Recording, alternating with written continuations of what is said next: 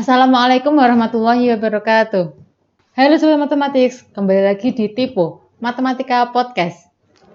Bagaimana kabar sobat semua nih?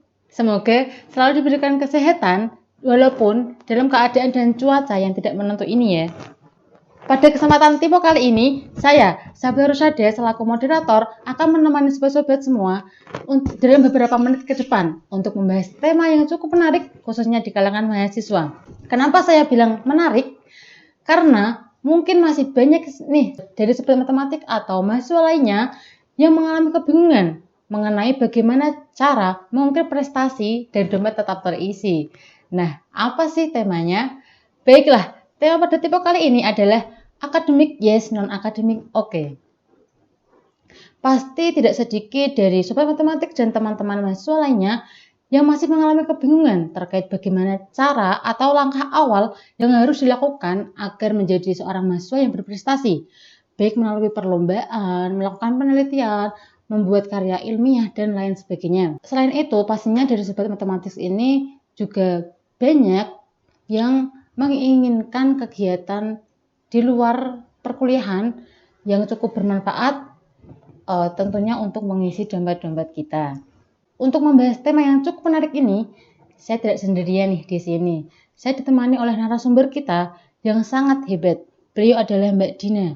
Nah, beliau ini adalah salah satu mahasiswa yang berprestasi dalam bidang akademik dan memiliki skill di bidang non-akademik. Oke, mari kita sapa dulu narasumber kita pada tipe kali ini. Halo Mbak Dina. Selamat pagi Mbak. Bagaimana kabarnya hari ini Mbak? Alhamdulillah baik. Alhamdulillah.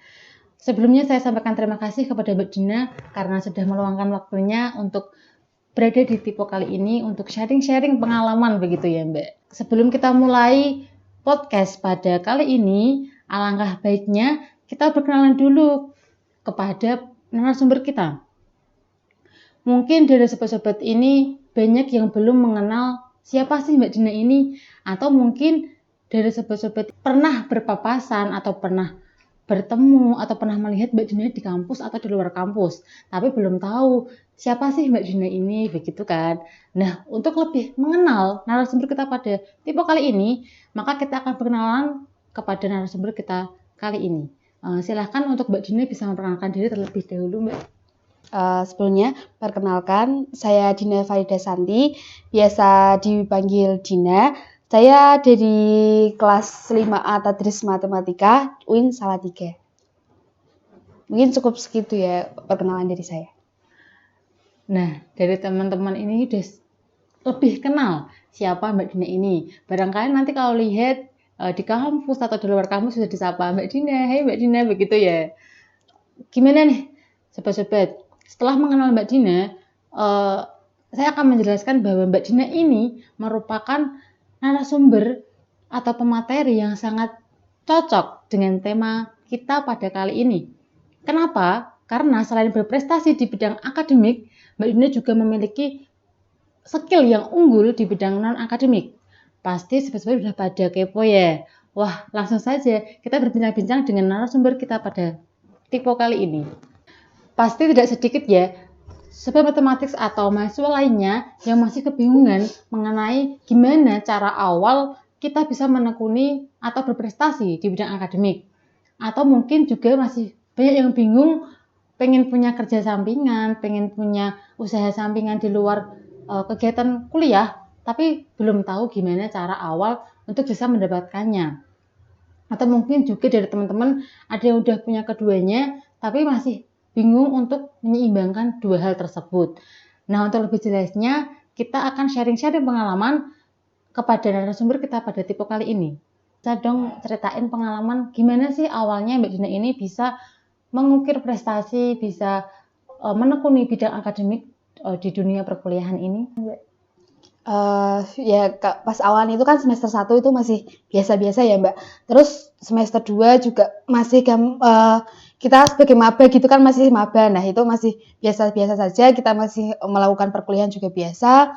Nah waktu semester 3 kemarin itu kita dari teman saya itu kan ada yang mengajak ikut lomba Krenova. Nah, jadi dari itu mungkin dari saya sendiri juga gabut ya pengen ngapain gitu lah. Terus kita ikut saja, saya ikut itu Krenova bersama teman-teman, kita mengikuti lomba Krenova yang diadakan oleh Bapeda Kota Salatiga seperti itu. Oh ya. Itu tadi kan sedikit cerita mengenai akademik ya. Tadi kan juga menyinggung mengenai Krenova. Ya. Nah, bisa dong diceritakan Krenova itu seperti apa sih untuk berbagi pengalaman kepada sobat-sobat matematik ini. Coba Mbak Dina. Krenova itu bisa disingkat Krenova ya. Nah, Krenova itu mempunyai arti kreativitas dan inovasi. Nah, di situ itu kita bisa meluangkan kreativitas kita, inovasi kita itu tuh dalam bentuk apa saja. Semisal ada bentuk alat peraga. Kalau dari kita itu kan tadris matematika ya.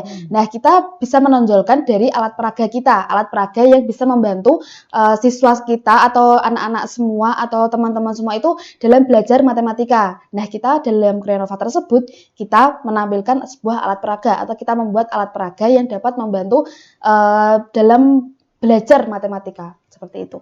Nah, kalau boleh tahu nih, gimana sih ceritanya dalam membentuk media pembelajaran itu tuh setim itu gimana gitu? Bisa diceritain Mbak? Nah, dari tim kita itu ada 4 orang ya, dan semua itu dari tadris matematika. Nah, kita membuat sebuah alat peraga yang alat peraganya itu kita kolaborasikan dengan namanya dolanan lah. Dolanan itu kan permainan Jawa. Nah, seperti itu, atau permainan yang sudah lampau. Nah, monopoli, sebuah monopoli, mungkin semuanya juga sudah tahu ya kalau monopoli. Nah, kita sambungkan dengan matematika. Dan mungkin kalian juga sudah menemui banyak monopoli yang dikolaborasikan dengan pendidikan atau pembelajaran matematika. Nah, dari kita itu biar lebihnya itu mempunyai nilai plusnya itu pada soal matematika. Nah, biasanya soal matematika juga digabungkan dengan monopoli, itu kan sudah biasa. Tapi dari tim kita itu dikolaborasikan dengan kode AI, kode AR gitu. Nah, kita kode AR, kita bisa, jadi mungkin semuanya itu juga sudah punya gadget ya. Jadi tidak hanya bermain gadget saja, tapi juga bisa sambil belajar. Jadi dolanan Jawanya itu atau dolanan zaman lampau, permainan lampau itu juga tidak punah. Nah, kita sambungkan dengan matematika, bisa belajar, juga bisa menggunakan HP. Jadi gadget itu tidak cuma hanya bermain-main sosial media atau bermain apa, tapi juga bisa buat belajar dengan kode AR tersebut yang kita inovasikan. Seperti itu. Menarik sekali ya Mbak untuk Krenovanya. Mungkin dari teman-teman besok bisa nih mencoba ikut Krenova gitu ya. Kalau tadi kan ini Mbak Dina bercerita mengenai akademik, salah satunya Mbak Dina ini habis mengikuti Krenova dan alhamdulillah berjuara ya Mbak. Alhamdulillah. Nah, untuk itu selain akademik kan Mbak Dina ini punya sambilan di bidang akademik yang alhamdulillah juga menguntungkan gitu ya Mbak, bisa membantu. Nah, bisa nih Mbak Dina ini menceritakan gimana sih awal mula Mbak Dina ini punya kegiatan sampingan selain kuliah, selain kegiatan di kampus gitu. Mungkin bisa dari usahanya atau Mbak Dina juga ngelesi, bisa diceritakan untuk bagaimana awal Mbak Dina ini memiliki channel untuk mendapatkan murid begitu. Mungkin kalau melesi gitu ya, itu kan di sekitar saya, maksudnya masih di lingkungan desa. Nah, seperti itu. Di lingkungan desa itu kan mungkin banyak anak-anak kecil itu yang sukanya masih bermain. Nah, mungkin belajar pun masih cuma di sekolah, dan kalau belajar di rumah itu kan cuma mengerjakan PR ya. Nah, dan di rumah saya itu kan banyak, mungkin anak-anak kecil sering main ke rumah saya. Nah, daripada mereka main hanya cuma nggak ada manfaatnya gitu. Nah, saya berinisiatif, mungkin saya bisa membantu mereka belajar. Nah, seperti itu, membantu mereka belajar. Nah, dari belajar itu kan kita juga ilmu yang kita punya itu kan tidak mati lah, seperti itu, masih bisa berkembang dan mungkin masih menempel di pikiran kita. Nah, seperti itu. Jadi nggak ngelesinya itu tidak memikirkan imbalan, tapi kita memikirkan, saya itu memikirkan ilmunya itu tidak berhenti atau masih bisa dipikiran, masih teringat lah di otak, seperti itu, masih di pikiran. Jadi ilmunya itu nggak akan hilang, seperti itu, masih mungkin berkembang seperti itu. Nah itu awalnya itu muridnya yang main itu SD atau apa gitu Mbak? Atau SMP? Yang main itu masih anak-anak SD mungkin lah. Kalau anak SD itu kan mereka kemana mainnya bergerombol ya. Nah, Nah, dari mereka bergerombol itu kalau diajak satu belajar itu kan mungkin semuanya juga mau belajar. Nah, dari situ dari situ saya berinisiatif itu mempelajari, membantu mereka belajar seperti itu. Jadi mereka juga ada keinginan. Kalau mereka sendiri mungkin kan minat belajarnya kan kurang ya. Tapi kalau mereka bergerombol itu mungkin semangat belajarnya itu bertambah seperti itu. awalnya itu berapa orang ya Mbak yang minta itu loh, yang apa namanya bermain di rumah Mbak Dini? Itu nggak sampai 10 orang sih Mbak, tapi kan juga sekitar 5 atau lebih itu kan juga Udah mereka kan juga ya lumayan. lumayan kan mereka juga bersemangat kalau satunya mau belajar itu kan yang lainnya kan juga mau ikut belajar. Nah, mungkin kan mereka menyambung-nyambung gitu loh Mbak. Jadinya belajar bersama itu kan lebih menyenangkan Iya. seperti itu. Dan juga mungkin kalau orang desa itu kan kalau mengeleskan anaknya di bimbel atau di mana itu kan mungkin memikirkan biaya-biaya Iya. seperti itu ya. Nah, mungkin saya bisa membantu lah mereka tanpa mengeluarkan biaya, tapi lama-kelamaan kan orang tuanya tahu gitu. Nah, orang tuanya tahu, mereka percaya sama saya buat ngelesin anaknya. Nah, tapi saya juga tidak memberi patokan budgetnya itu berapa, tapi seikhlasnya seperti itu. Gitu. Nah, tadi kan sedikit cerita mengenai usaha ngelesi. Nah, Mbak Dina ini kan selain ngelesi juga masih ada beberapa usaha lainnya. Nah, bisa diceritakan bagaimana sih awal mula ini Mbak Dina usaha yang lainnya selain ngelesi begitu?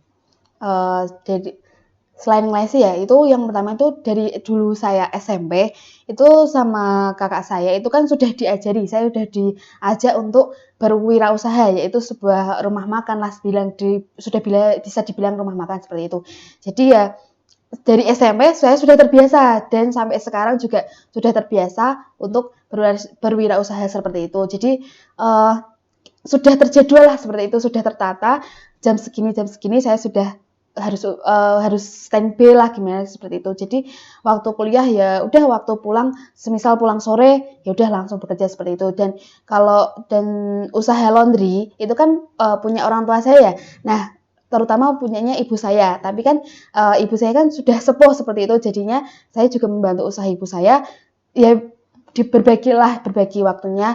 Jadi semisal saya kuliah atau kan mesti ada hari liburnya ya. Yeah. Nah, hari libur itu saya gunakan untuk membantu.